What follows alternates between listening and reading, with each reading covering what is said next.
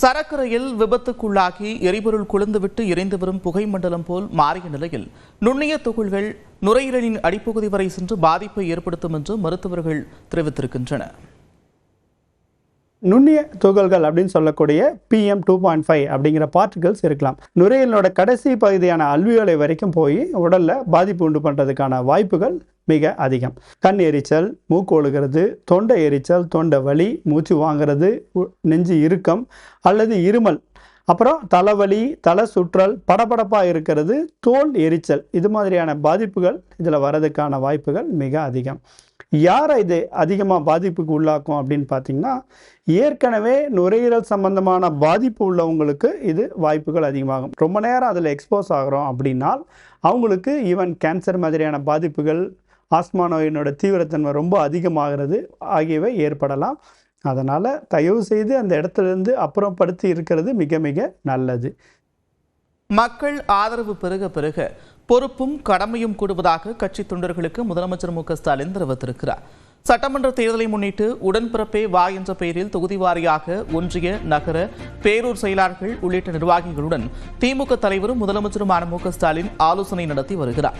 இந்நிலையில் இது தொடர்பாக கட்சி தொண்டர்களுக்கு மு.க.ஸ்டாலின் கடிதம் எழுதியுள்ளார். அதில் தமிழ்நாட்டிற்கான திட்டங்களை புறக்கணித்து மக்களுக்கிடையே மதவாத பிரிவினையை உருவாக்க நினைப்பவர்களும் அவர்களுக்கு துணை போகிற துரோகிகளுக்கும் தமிழ்நாட்டில் இடமில்லை என்பதை மக்கள் உறுதி செய்யும் வகையில் ஓரணியில் தமிழ்நாடு முன்னெடுக்கப்பட்டிருப்பதாக குறிப்பிட்டிருக்கிறார்.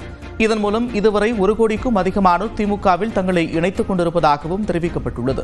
மகளிர் உரிமை தொகை, தமிழ் புதல்வன் உள்ளிட்ட திட்டங்கள் மக்களிடம் எடுத்துரைத்து திராவிட மாடல் அரசின் செயல்பாடுகளை விளக்க வேண்டும் என்றும் அறிவுறுத்தியிருக்கிறார். மக்கள் ஆதரவு பெருக பெருக பொறுப்பும் கடமையும் கூடுவதாக கூறியுள்ள முதலமைச்சர், அதனை காப்பாற்ற நாம் அனைவரும் கடினமாக உழைக்க வேண்டும் என்றும் திமுக அரசின் திட்டங்களும் சாதனைகளும் 2026 தொடர தொண்டர்கள் உழைக்க வேண்டும் என்றும் கேட்டுக் கொண்டிருக்கிறார். திமுக ஆட்சியில் காவல்துறையினரின் விசாரணையின் போது உயிரிழந்த 24 பேரின் குடும்பத்தினருக்கும் நிவாரணம் வழங்க வேண்டும் என்று தாவேக தலைவர் விஜய் வலியுறுத்தியிருக்கிறார்.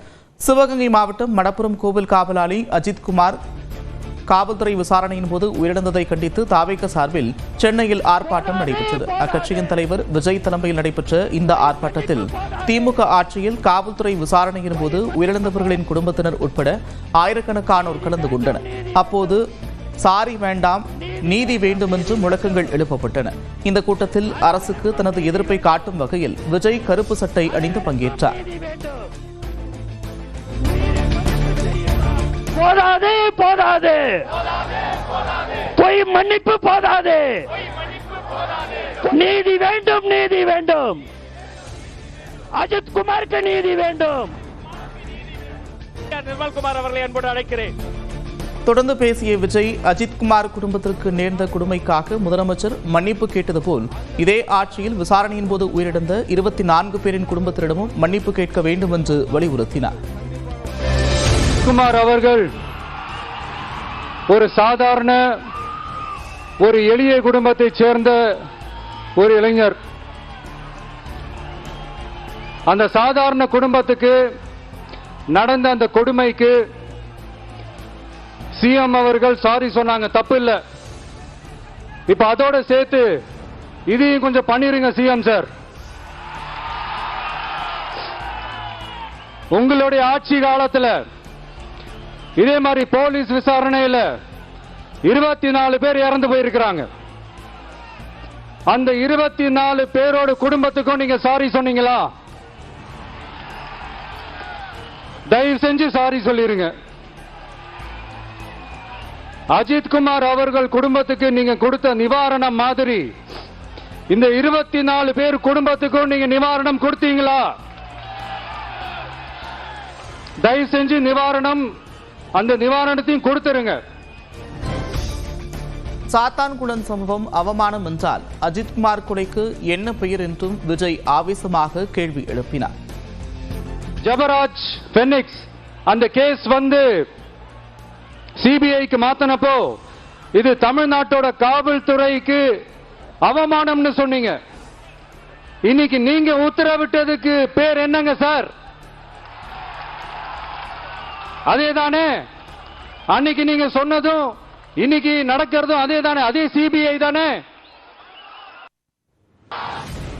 அண்ணா பல்கலைக்கழக மாணவி முதல் அஜித்குமார் வழக்கு வரை நீதிமன்றம் தலையிட்டு கேள்வி கேட்கும் நிலை ஏற்பட்டிருப்பதாகவும் திமுக மாடல் ஆட்சி சாரிமா மாடல் ஆட்சியாக மாறிவிட்டதாகவும் விஜய் கடுமையாக விமர்சித்தார். RSS பிஜேபியோட கைப்பாவையா தான் இருக்கு. ஏன் நீங்க அங்க போய் ஒளிஞ்சுக்கிறீங்க? ஏன்னா தமிழக வெற்றி கழகம் டிவிகே சார்பா நீதிமன்றத்தோட நேரடி கண்காணிப்புல ஒரு சிறப்பு புலனாய்வு குழு விசாரணை அமைக்கணும்னு ரொம்ப ஸ்ட்ராங்கா கேட்டிருக்கோம். அதனால அந்த பயத்துல நீங்க ஒன்றியத்தோட ஆட்சிக்கு பின்னாடி நீங்க போய் ஒளிஞ்சுக்கிறதுக்கு காரணம்